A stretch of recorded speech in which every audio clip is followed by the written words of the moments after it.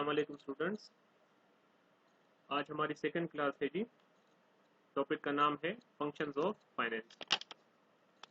Functions finance आपको पता है क्या होता है, इसलिए मैं काफ़ी डिटेल में नहीं गया क्योंकि ऑलरेडी क्लासेस हम कर चुके हैं।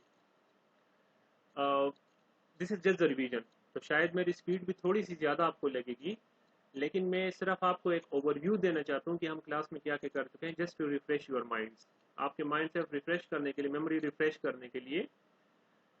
तो आज का टॉपिक है जी फंक्शंस ऑफ फाइनेंस। फाइनेंस आप जानते हैं क्या होता है जी। फाइनेंस में मैंने आपको क्लास में बताया था तीन मेन चीज़ें तीन आती हैं। डेफिनेशन इसकी मुख्तलिफ हो सकती हैं, नॉट नेसेसरी कि तमाम आथर्स हैं जो तमाम लोगों की सेम ही डेफिनेशन हो, मुख्तलिफ डेफिनेशन इनकी हो सकती हैं।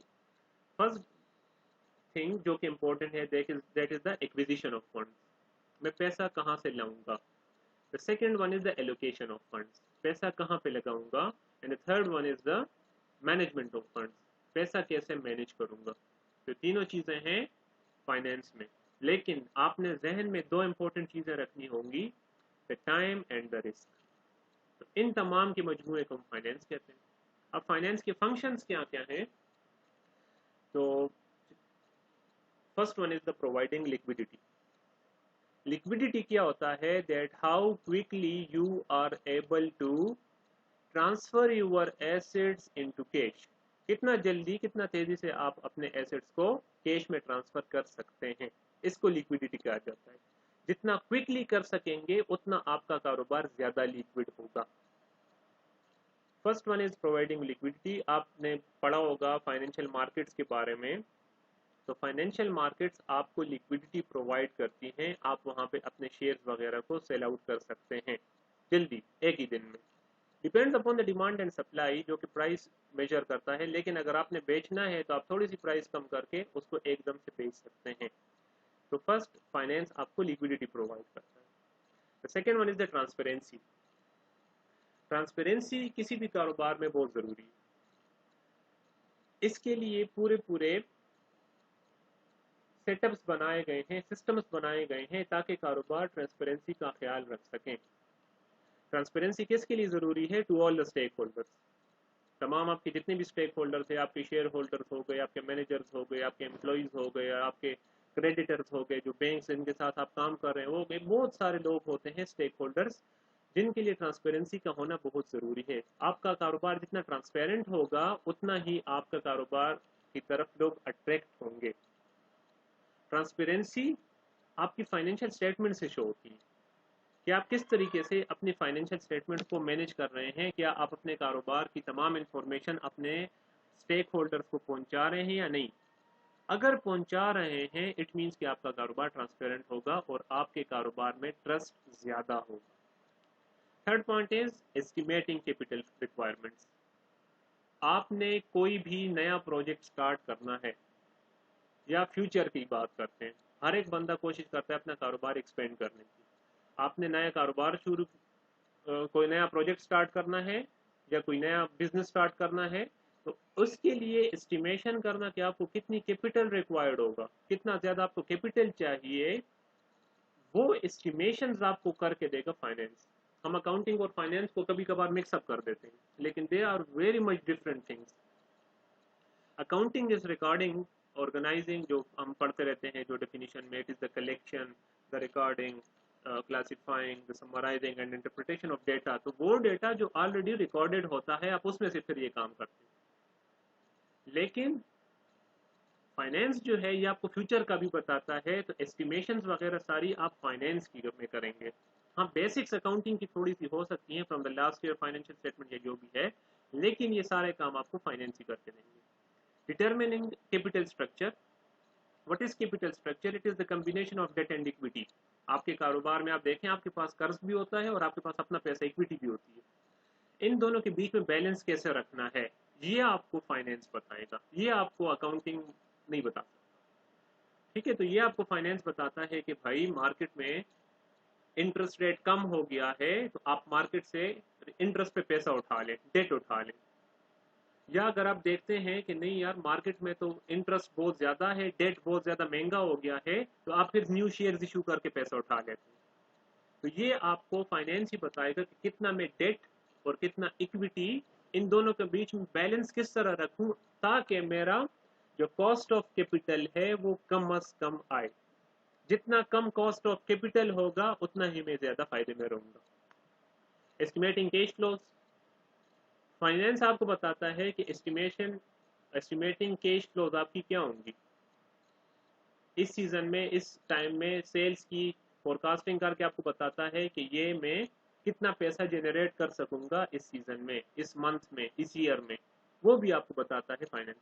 इन्वेस्टमेंट डिसीजंस, कैपिटल बजटिंग वगैरह के थ्रू आप इन्वेस्टमेंट डिसीजंस कर सकते हैं। मिसाल के तौर पे आपको एक नया ऑफिस चाहिए, ठीक है, एक नया ब्रांच चाहिए, तो इन्वेस्टमेंट डिसीजन हो गया, क्योंकि जो ब्रांच आप बनाएंगे तो उसमें ये तो नहीं होगा कि सिर्फ ब्रांच बना ली काम खत्म, उसमें काफ़ी सारी इन्वेस्टमेंट की ज़रूरत होती है, फिर उसके लिए आप अलग से स्टाफ भी हायर करते हैं। तो ये आपको फाइनेंस बताता है कॉस्ट और बेनिफिट एनालिसिस करके कि हम जब नई ब्रांच खोलेंगे उसमें स्टाफ रखेंगे, उसमें इलेक्ट्रिसिटी के एक्सपेंसेस होंगे, उसमें सिक्योरिटी का एक्सपेंसेस होंगे, तो ये तमाम हमारे बेनिफिट के मुकाबले में कम है या बेनिफिट से ज़्यादा हो जाएगा। ज़्यादा हो जाएगा तो फिर इसका कोई भी फायदा नहीं है कि आप नई ब्रांच खोलें। फिर तो ये आपको बताता है कि फाइनेंस कि आपने इन्वेस्टमेंट डिसीजंस कैसे करनी होती है। Allocation of surplus, what surplus, the surplus of cash हो सकता है। आपके पास एक्स्ट्रा कैश है तो उसकी एलोकेशन कैसे करनी है, बहुत इंपॉर्टेंट डिसीजन है। क्या मैं इन्वेस्टमेंट करूं, शेयर्स में करूं, बॉन्ड्स में करूं, बैंक में रखा लूं, कोई नया प्रोजेक्ट स्टार्ट करूं, अपने जो शेयर होल्डर्स हैं उनको डिस्ट्रीब्यूट कर दूं, बाय बैक करूं, मैं करूं क्या फिर। तो ये एक्स्ट्रा मनी को किस तरह से एलोकेट करना है ये आपको फाइनेंस भी बताता है। डिसाइडिंग एडिशनल फाइनेंस, आप कारोबार तो कर रहे हैं, कारोबार तो चल रहा है आपका, कारोबार में आपको कोई अपॉर्चुनिटी हाथ आती है, अपॉर्चुनिटी आती है और उस अपॉर्चुनिटी को आपको लगता है कि अगर मैं अवेल कर लूं so I can get a lot of profit, उसके लिए एडिशनल फाइनेंस चाहिए होता है। आप अपने करंट फाइनेंस से उसको डील नहीं कर सकते, तो एडिशनल फाइनेंस कितना चाहिए, मैं कहाँ से लाऊंगा और फिर इसको मैनेज कैसे करूंगा, ये भी आपको जी फाइनेंस में ही पता लगेगा। चेक इन फाइनेंशियल परफॉर्मेंस, आप दो कारोबारों को, आप किसी भी कारोबार में इन्वेस्टमेंट करना चाह रहे हैं तो कौन सी ऐसी चीज़ है, ये नहीं कि आप किसी भी कारोबार का बाहर जाके बिल्डिंग के खड़े हो जाएं कि बिल्डिंग बहुत अच्छी है, कारोबार बहुत अच्छा होगा, नहीं। आपने कारोबार के अंदर के हालात को देखना है, अंदर के हालात, उसकी तमाम चीज़ों का आपको पता कैसे लगेगा, through the financial statements. Financial statements आपको बताएगी कि असल में कारोबार है कैसे, क्या इसमें इन्वेस्ट करना अच्छा होगा या नहीं होगा। तो चेकिंग फाइनेंशियल परफॉर्मेंस आपको यही बताता है कि आप उसकी फाइनेंशियल स्टेटमेंट्स की एनालिसिस करते हैं। एनालिसिस आप रेशियो एनालिसिस के थ्रू भी कर सकते हैं या इसके काफ़ी सारे और भी तरीक़ेकार हैं, आप उनके मुख्तलिफ ईयर्स को भी आपस में मैच कर सकते हैं कि पिछले साल के मुकाबले में इस साल इसकी परफॉर्मेंस कैसी रही। तब आप जाके फिर करते हैं कि यार मैं इसमें इन्वेस्टमेंट करूं या ना करूं, या if you want to acquire a company, take over a company, तो उसकी परफॉर्मेंस को जानना बहुत ज़रूरी होता है। Next is use the assets optimistically. Finance का ये आप कह सकते हैं कि one of the most important function है that how to use the resources, how to use the assets, how to use the cash optimistically। बेहतरीन तरीके से मैं इस पैसे को किस तरह, रिसोर्सेज को किस तरह या इन एसेट्स को किस तरह से यूज कर सकता हूँ। Maintaining financial statements, financial statements जब बनाई जाती है तो भी आपको फाइनेंस की नॉलेज होना बहुत ज़रूरी है। अच्छा, इसमें एक टर्म यूज होता है अर्निंग मैनेजमेंट के नाम से। हम यहाँ पे बात कर रहे हैं on the point of view of the business, of the point of view of the company.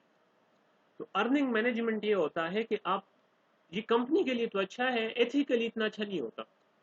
Islamic point of view ले लें या एथिकल ले लें तो ये इतना अच्छा नहीं है, लेकिन कारोबार की टैक्टिक्स में तो शामिल है।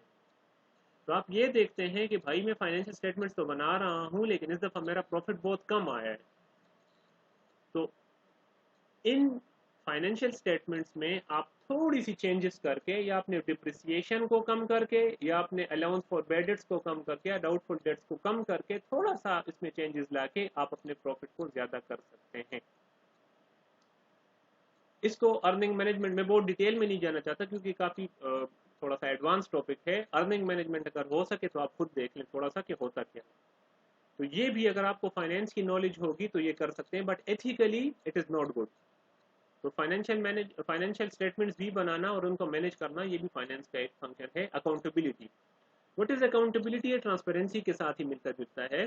ट्रांसपेरेंसी और अकाउंटेबिलिटी तकरीबन एक चीज। ट्रांसपेरेंसी मीन्स कि आपको कारोबार का सब कुछ पता हो, सब कुछ साफ नजर आए, जिसे शीशे के पार नजर आता है, आपको फाइनेंशियल स्टेटमेंट्स के थ्रू कंपनी के अंदर सब कुछ नजर आना चाहिए। Accountability means the answerability. What is answerability? आपको पता है कि कारोबार के प्रिंसिपल कौन होते हैं? The share holders. कारोबार के एजेंट्स कौन होते हैं? Board of directors. Board of directors accountable होंगे, आंसरेबल होंगे towards the share holders. Why? Because the share holders are the real owners of the business, उनका पैसा लगा हुआ है। Last one is budgeting.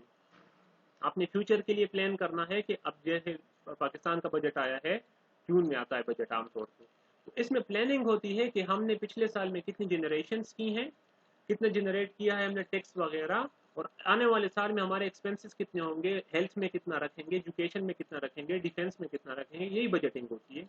तो आप कारोबार में भी बजटिंग करते हैं कि आने वाले साल के लिए मैं किस तरीके से बजटिंग करूंगा, कैसे अपने तमाम एक्सपेंसेस और अपने जो प्रॉफिट जनरेट किया मैंने लास्ट में उनको किस तरीके से इस तरीके से मैनेज कर सकूं ताकि मुझे ज़्यादा से ज़्यादा बेनिफिट हो सके। तो these were the functions of finance. The next is the interdependence of functions. अच्छा याद रखें, ये फिर आप खुद पढ़ लेना इंशाल्लाह, मैं सिर्फ आपको इसकी डिटेल बता देता हूँ कि इसका मतलब क्या है। हर एक डिपार्टमेंट का अपना फंक्शन होता है, लेकिन याद रखें ऑल टुगेदर इन सब का एक ही फंक्शन होता है, ऑल टुगेदर सबको मिला के। लेकिन इंडिपेंडेंटली अगर आप बात करें हर एक डिपार्टमेंट की, तो हर एक डिपार्टमेंट का अपना एक अलग फंक्शन होता है। मिसाल के तौर पर जिस तरह फाइनेंस का फंक्शन क्या है? To maintain the finance, manage करना उसको। HR का फंक्शन क्या है? हायरिंग करना, रिक्रूटमेंट करना, ट्रेनिंग एंड डेवलपमेंट करना, अच्छे right person for the right job, ये उनका मेन काम है। अच्छा इन्वेंट्री या स्टॉक वाले या प्रोडक्शन वालों का क्या है? इतनी इन्वेंट्री प्रोड्यूस करना कि इन्वेंट्री को मैनेज करना आसान हो, इतनी ज्यादा प्रोड्यूस नहीं कर देना कि इसके ऊपर फिर खर्चा ज्यादा है, इतना कम प्रोड्यूस कर नहीं कर देना so that we are unable to meet the demand. तो हर एक अगर आप देखें तो डिपार्टमेंट का अलग अलग फंक्शन है, लेकिन अगर हम इन सबको मिलाते हैं तो फिर बनता है जी ऑर्गेनाइजेशनल गोल, उसको अचीव करना बहुत जरूरी होता है। इंटरडिपेंडेंस ऑफ फंक्शंस का मतलब ये है कि अगर आप इंडिविजुअली देखें तो सबका अलग फंक्शन है डिपार्टमेंट्स का, लेकिन सबको मिला के एक फंक्शन बनता है, एक गोल बनता है जो कि ऑर्गेनाइजेशनल गोल होता है। अब मैं आपको एक मिसाल देता हूँ। You are going to start a new project. फैसला कहाँ पे हो गया इसका? एडमिनिस्ट्रेशन वाले या जो हायर लेवल मैनेजमेंट होती है वो इसका फैसला करती है, जो कि डिसीजन मेकर्स होते हैं। लेकिन क्या डिसीजन मेकर्स ये डिसाइड कर सकते हैं कि कितना फाइनेंस रिक्वायर्ड है कि नहीं? मे भी कर सकते हैं, मे भी नॉट, लेकिन उनको फाइनेंस डिपार्टमेंट की मदद की जरूरत होती है। तो हो गया ना इंटरडिपेंडेंस। डिसीजन मेकर जो है एडमिनिस्ट्रेटिव साइड, वो डिपेंड हो गई जी फाइनेंस के ऊपर। अगर फाइनेंस इस प्रोजेक्ट को अप्रूव करता है तभी ये काम हो सकेगा। सेल्स वाले हैं, उनका काम क्या है? सेल्स को बढ़ाना। प्रोडक्शन वालों का काम क्या है? ऑप्टिमल प्रोडक्शन करना। अब सेल्स वालों को ऑर्डर ज्यादा मिल गया, प्रोडक्शन वाले के पास प्रोडक्ट्स अवेलेबल नहीं है, there will be a conflict between the departments. तो इन सब के बीच में एक कम्युनिकेशन होनी चाहिए जिसकी वजह से इंटरडिपेंडेंस होगी ऑफ द फंक्शंस, और हम ऑर्गेनाइजेशनल फंक्शन को अचीव करने में कामयाब हो सकते हैं। तो इंडिविजुअली हर एक डिपार्टमेंट का अपना फंक्शन है, लेकिन ओवरऑल देखा जाए तो हर एक डिपार्टमेंट दूसरे डिपार्टमेंट के ऊपर डिपेंडेंट होता है for the information, for the funds, किसी भी तरीके से, या कोई भी उसमें पॉइंट हो सकता है, लेकिन वो एक दूसरे के ऊपर डिपेंडेंट होते हैं। This is the interdependence of function. आज का जी हमारा लास्ट टॉपिक है, चैप्टर का लास्ट टॉपिक है challenges to service operation. Service operation के लिए कौन कौन से चैलेंजेस हैं? First one is continuous improvement. आपको अपनी इंप्रूवमेंट कंटिन्यूअस करनी होगी। देखिए प्रोडक्ट की बात करें तो एक दफा आपका प्रोडक्ट बन जाए, फिर मेन चीज उसकी क्वालिटी और उस प्रोडक्ट को मेंटेन करना होता है, ताकि देखें कस्टमर का ट्रस्ट बन गया तो कस्टमर का ट्रस्ट हर्ट ना हो। लेकिन सर्विसेज में इम्प्रूवमेंट की ज़रूरत बहुत ज़्यादा होती है, आपको रेगुलर इम्प्रूवमेंट्स करनी पड़ती है ताकि अच्छी सर्विसेज प्रोवाइड की जा सकें अपने कस्टमर्स को। Next is customer demand and higher expectations.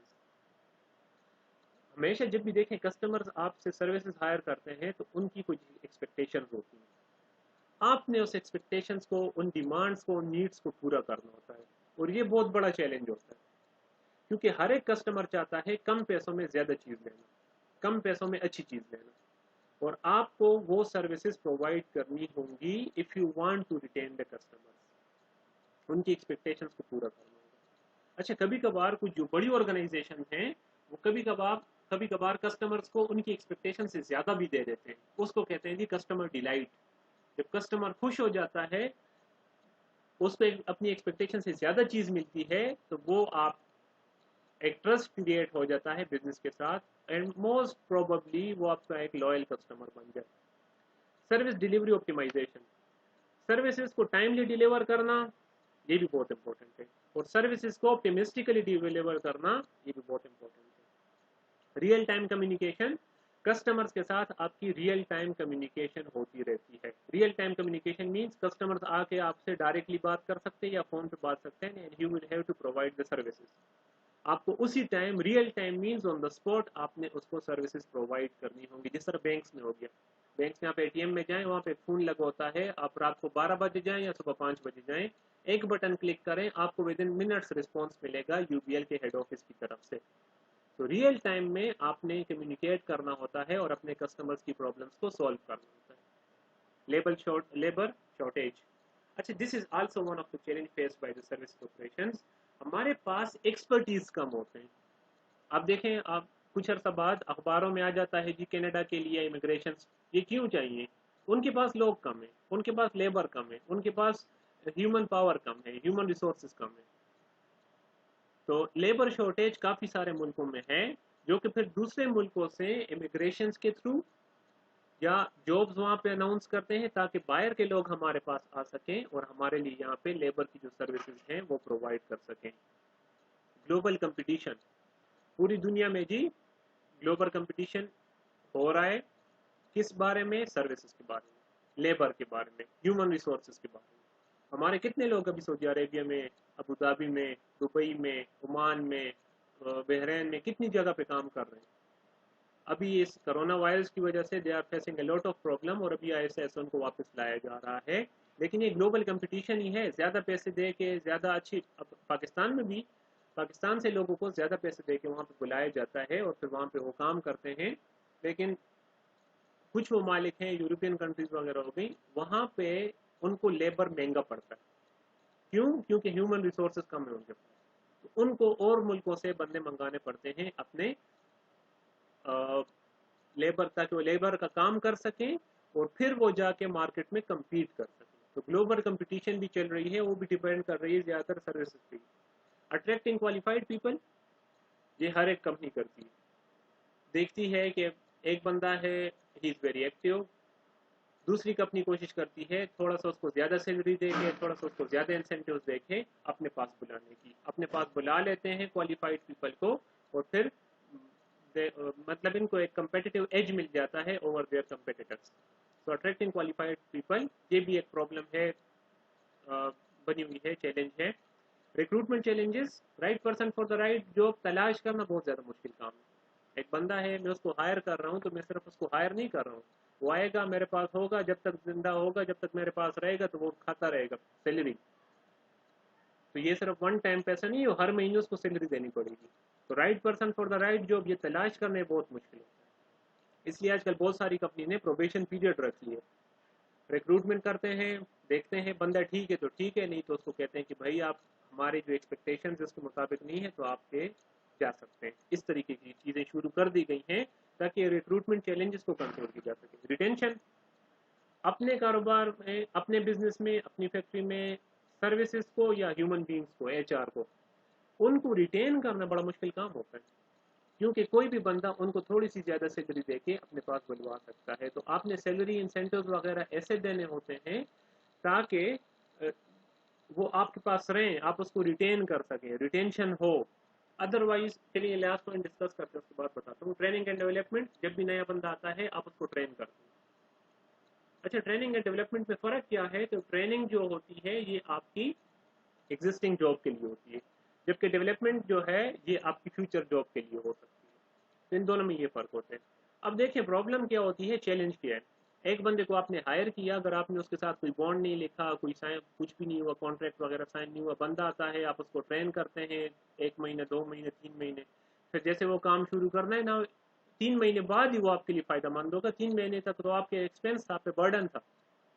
तो 3 महीने के बाद वो एक्सपर्ट हो गया है, नहीं अभी वो काम कर सकता है, और दूसरी कंपनी उसको ज्यादा पैसे देके, ज्यादा सैलरी इंसेंटिव देके अपने पास बुलवा लेती है।